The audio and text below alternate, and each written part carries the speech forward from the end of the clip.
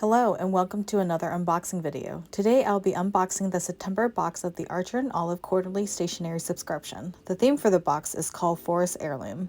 Now I know there are quite a few unboxings of this box already, but if you're anything like me, you like to see all the different reactions to the same unboxing.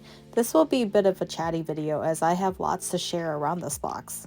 So I do already know the contents of the box from watching other unboxing videos, but I think it's a different experience when you're seeing it for the first time in person yourself.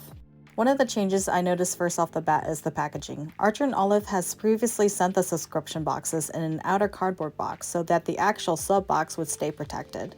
Many people in the Archer & Olive community like to reuse their boxes, myself included. It looks like this time they skipped the outer cardboard box and went with a poly mailer, which really does little to protect the sub box. I'm a bit disappointed to see this, as poly mailers are also not recyclable at the curb. Depending on where you live, you typically have to drop the poly mailers off at a bin that accepts grocery bags.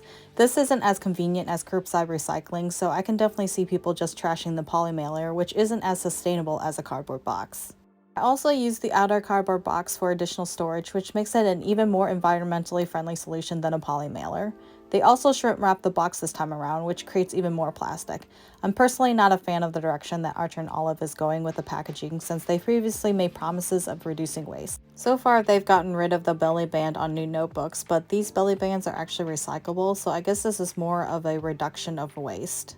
Moving on to the actual contents of the box, one of the selling points of the subscription box is that it's a surprise. I'm actually not a fan of surprise boxes, but Archer & Olive does normally do sneak peeks on their Instagram, and this is normally enough for me to decide whether or not I want the box. You do also have the option to pause or cancel before the next box if you don't want to be automatically charged. It's definitely not a cheap box, so I definitely understand wanting to wait until you see the contents before subscribing. This particular box was pretty good in my opinion. If these items had been sold separately, there's only a few items I probably wouldn't have purchased. The first item that I've seen quite a few people mention on social media that they weren't a fan of were the ribbons. Now I understand the concept of junk journaling, and this is why it was included in the first place, but I probably wouldn't have picked them up if they had been sold by themselves. I'm probably going to use mine for wrapping gifts. I don't junk journal, so this is not particularly useful with my journaling style. The other item that seemed to be either a love it or hate it item was the flower press. I do plan on trying to use mine, but I'm not entirely sure what I would use the pressed flowers for yet. Seems like it would be a great decorative piece for a wax seal or using for gift wrapping, but I'm not really gift wrapping all that much throughout the year. And the last item that I probably wouldn't have purchased would have to be the wooden ruler. I think it's beautiful, but I have so many rulers that this is probably never going to get used. I typically only use rulers to cut materials, and this will easily get nicked from like an X-Acto knife. As for my thoughts on the other items, the green velvet journal is stunning, but it will most certainly attract dust and pet hair. You'll probably have to lint roll it frequently to keep it looking clean. The ribbon closures are a nice touch, which are meant to prevent crushing the velvet, but I think I would still have preferred a traditional elastic band, as it's kind of annoying to have to tie and untie the journal every time you want to use it. I also love the rose gold, and I'm surprised it took Archer & Olive this long to do a rose gold journal, and the inside pages are more of a cream color instead of the traditional white, which I think goes really well with the rose gold. I'm also a fan of the cabin journal, though I don't really like spiral notebooks. I love the design enough to find a use for it though. The spiral binding allows you to expand the notebook with bulkier items without it ruining the binding like the traditional Archer & Olive journals, and that's perfect for junk journaling, which is kind of the theme here. The acrylic and washi aren't anything new or special, so I've come to expect some version of them now with each new box. The last couple items in the box I haven't yet talked about are the alphabet stamps and ink pad.